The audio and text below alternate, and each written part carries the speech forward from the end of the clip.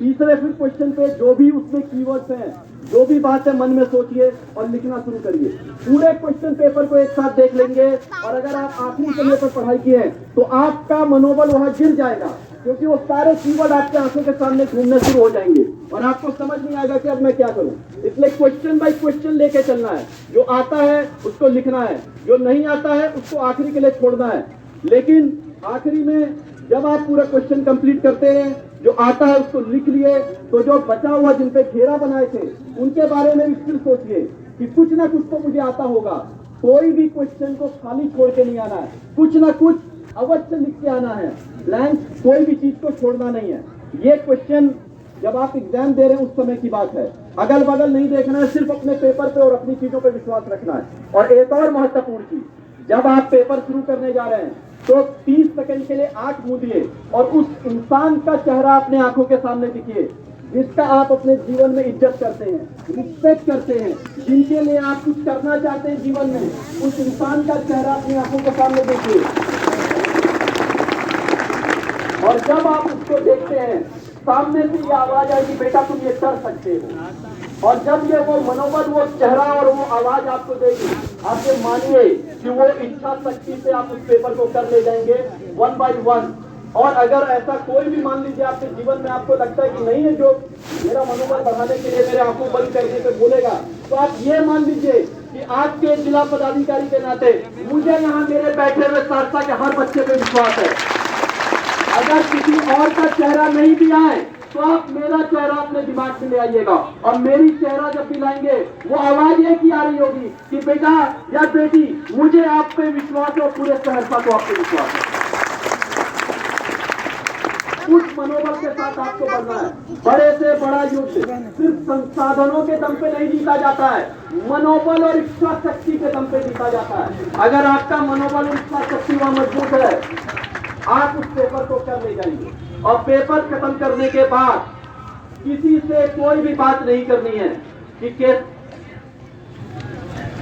Paper खत्म करने के बाद किसी से कोई डिस्कशन नहीं करना है कि मेरा पेपर कैसा गया या तुम्हारा पेपर कैसा गया। जो पेपर हो गया अब वो इतिहास है। इतिहास और अतीत में ज्यादा दिमाग नहीं लगाना है।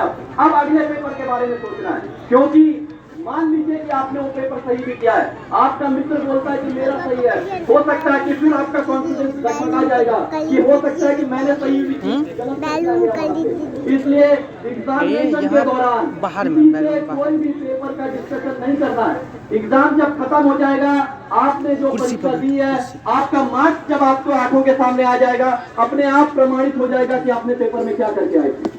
इसलिए किसी से कोई भी पेपर का डिस्कशन पेपर खत्म होने के बाद नहीं करना है। इसमें अब एक महत्वपूर्ण चीज यह है कि किसी भी तरीके के चीटिंग के प्रलोभन में कोई भी नहीं आएगा।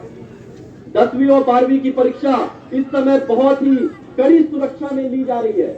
मेरी पूरा प्रशासन बहुत मजबूती के साथ लगा हुआ है और हमारी तैयारी इतनी मजबूत है कि अगर कोई भी चीटिंग करने वाला छात्र या छात्रा होगी तो हम उसको अरेस्ट करने में अपनी पूरी मेरी टीम उसमें मजबूती के साथ लगी है। इसलिए मन में ये सोचिए कि हमको किसी भी हालत में चीटिंग नहीं करनी है। अरे ज्यादा से ज्यादा क्या होगा, मान लीजिए एक पेपर आपका खराब हो गया, वर्स्ट के सिनेरियो में आप उस पेपर में फेल हो जाएंगे। एक पेपर में फेल हुए, बाकी पेपर है, बाकी पेपर में अच्छा करेंगे।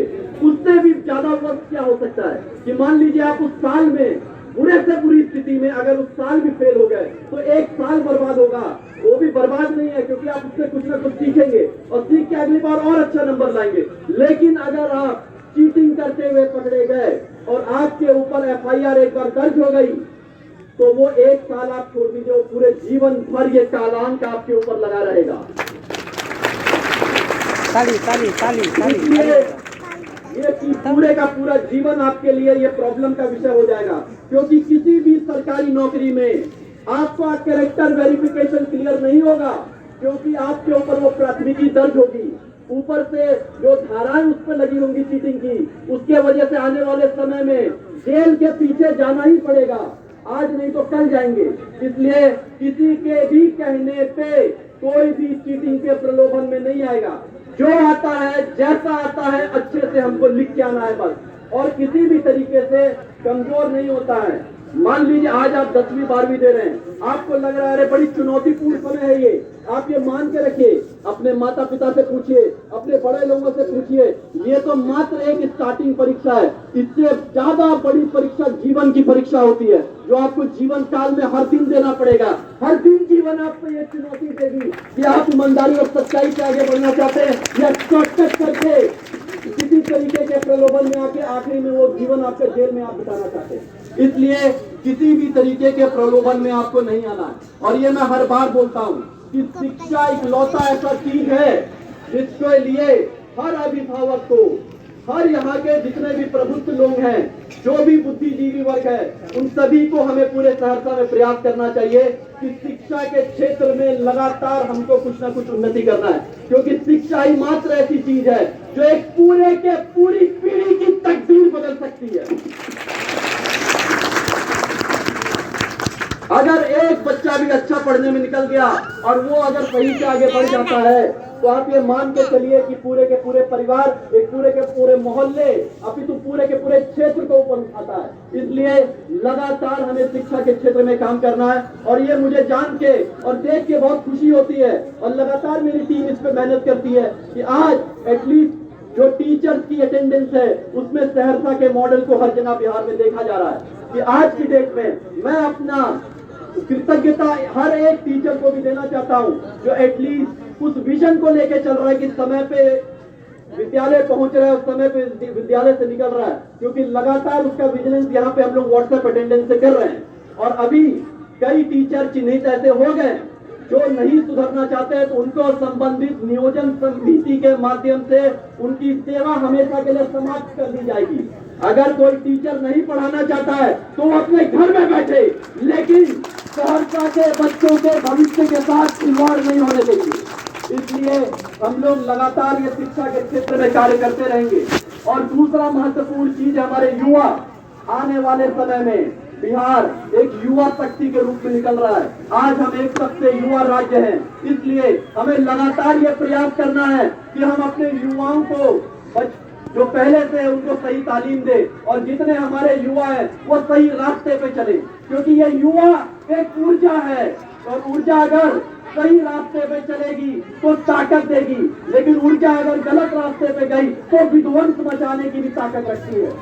इसलिए हमें डेमोग्राफिक डिविडेंड की तरफ जाना है, ना कि डेमोग्राफिक कैटेस्ट्रॉफ की तरफ। और इसमें सबसे महत्वपूर्ण चीज है कि हमारे युवाओं को नशा से दूर रहना है।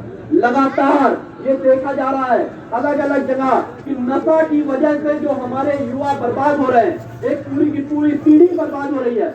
हमें जो भी बुद्धिजीवी वर्ग उनके आसपास है, चाहे उनके माता पिता हो, चाहे उनके अन्य जो भी दोस्त हैं, जो भी जिनकी बात वो समझते हैं, उनको लगातार प्रयास करना है कि ये नशा जैसी चीज से उनको दूर रखना है, चाहे वो किसी भी तरीके के नशा हो, क्योंकि वो नशा के चपेट में आके अल्टीमेटली शुरुआत करेगा छोटा मोटा छिनताई से, शुरुआत करेगा छोटी मोटी चोरी से, उसके बाद धीरे धीरे वो इसी क्राइम के लैडर में बढ़ता जाता है और आखिरकार उसका जीवन फिर नष्ट हो जाता है। आप सोचिए, जो युवा एनर्जी हमारे पूरे क्षेत्र को, हमारे पूरे राज्य को ऊपर उठाने की ताकत रखती थी, उसकी वजह से हमारी नाक झुकेगी, हमारी पूरी ताकत नीचे जाएगी। इसलिए हमें लगातार प्रयास करके उस युवा शक्ति को ऊपर लेके जाना है।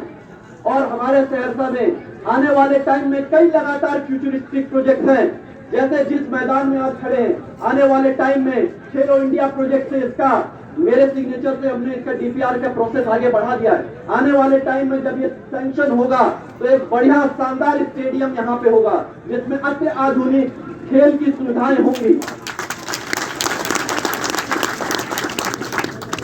2023 में NH 160 और NH 327E जैसे महत्वपूर्ण प्रोजेक्ट सहरसा में कंप्लीट होंगे, जो कि कम्युनिकेशन लाइन को और इंफ्रास्ट्रक्चर को बहुत मजबूती देगा सहरसा के विकास में। टाउन एरिया प्लानिंग लगातार चल रही है। 10 एकड़ जमीन हम लोग ने कचरा प्रबंधन के लिए सहरसा में दिया गया है, और सहरसा फर्स्ट फेज में है। आने वाले टाइम में यहाँ पे बायो रेमिडिएशन प्लांट, हमारे मटेरियल रिकवरी फैसिलिटी जैसे आधुनिक कचरा प्रबंधन की व्यवस्थाएं सहरसा में होंगी। यहाँ पे हम लोग ने जब यहाँ पे ज्वाइन किए तो सहरसा में देखे कि अभी तक टाउन का मास्टर प्लान भी नहीं है। मास्टर प्लान का हम लोग ने प्रोसेस शुरू किया और आज की डेट में मास्टर प्लान का कार्य चल रहा है। 2023 में संभवतः हमारे सहरसा का अपना मास्टर प्लान होगा।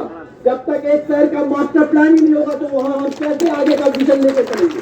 तो आने वाले टाइम में 2023 में हम लोग अपने सहरसा का मास्टर प्लान भी तैयार करने की पूरी ताकत और प्रयास करेंगे।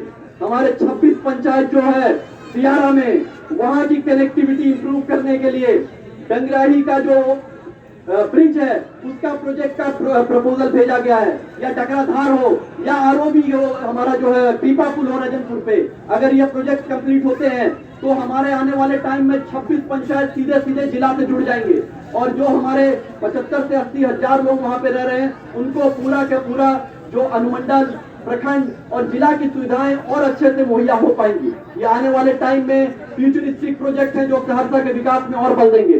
तिलावे नदी का जीर्णोद्धार हो, चाहे आज हम लोग एक और नई चीज चालू करने जा रहे हैं कि कहरा में पायलट प्रोजेक्ट के रूप में अपना सहरसा का भूमापी ऐप लॉन्च करने जा रहे हैं, क्योंकि नापी एक ऐसा विषय है जिसमें बहुत सारी ट्रांसपेरेंसी की आवश्यकता है।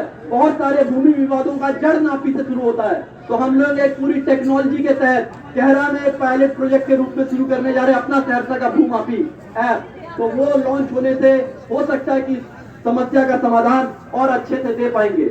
अब मित्रों, दोस्तों, भाई और बहनों, जैसे 19वीं शताब्दी ब्रिटेन की थी, 20वीं शताब्दी अमेरिका की थी, 21वीं शताब्दी ये हमारी है, भारत की है। और ये हम हमेशा कहते हैं कि भारत का विकास तभी होगा जब हमारे यहाँ बिहार का विकास होगा, क्योंकि इस राष्ट्र के हृदय हम है। अगर भारत का मानचित्र खड़ा कर दिया जाए और एक इंसान का शरीर खड़ा कर दिया जाए, भारत के मानचित्र पे बिहार वही है जहाँ इंसान के शरीर पे हृदय है। हम इस राष्ट्र के हृदय हैं और 21वीं शताब्दी में विश्व गुरु बनने से हमें कोई नहीं रोक सकता और उसमें बिहार का योगदान अति महत्वपूर्ण होगा। अंत में इसी विश्वास के साथ कि हमें कोई नहीं रोक सकता है विश्व गुरु बनने से और बिहार को आगे जाने से, इसमें अपने वक्तव्य को कुछ पंक्तियों के साथ समापन करना चाहेंगे।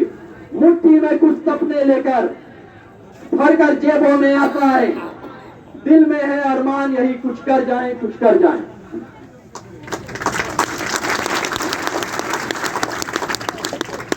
सूरज सा तेज नहीं मुझमें, दीपक सा जलता देखोगे। सूरज सा तेज नहीं मुझमें, दीपक सा जलता देखोगे। अपनी हद रोशन करने से तुम मुझको कब तक रोकोगे, तुम मुझको कब तक रोकोगे। मैं उस माटी का वृक्ष नहीं जिसको नदियों ने सींचा है, मैं उस माटी का वृक्ष नहीं जिसको नदियों ने सींचा है। बंजर माटी में पलकर मैंने मृत्यु से जीवन खींचा है। मैं पत्थर पर लिखी इबारत नहीं, मैं पत्थर पर लिखी इबारत हूँ, शीशे से कब तक तोड़ोगे। मैं पत्थर पर लिखी इबारत हूँ, शीशे से कब तक तोड़ोगे। मिटने वाला नाम नहीं भारत या बिहार, मिटने वाले में नाम नहीं। तुम मुझको कब तक रोकोगे, तुम मुझको कब तक रोकोगे।